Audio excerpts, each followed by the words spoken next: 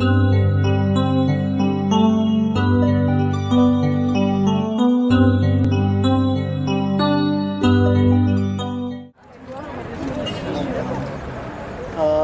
moa zany androandroany fantatsika tsara fa fahatserovana ny tolona ataon'ny mahery fony ny firenena tamin'izany andro zany ka hatram'izao zany dia tohizatsika taranaka faramandimby ny tolona fitiavan-tanindrazana izay naseho ny razantsika tany aloha dia tohizatsika hatram'izao ary aingany ka ny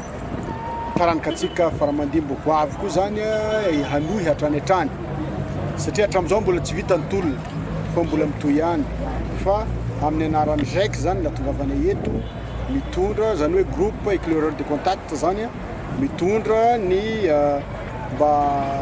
voninkazo fahatsiarovana reo ray aman-dreny tolona tamin'izany fotoana zany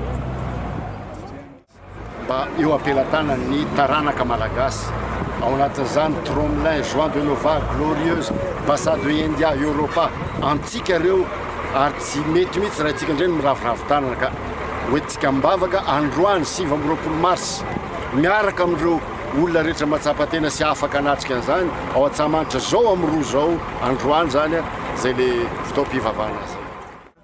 ary mitohy ny tolona fa mbola sahirana ny vahoaka malagasy ka tsy maintsy tohizatsika ny tolona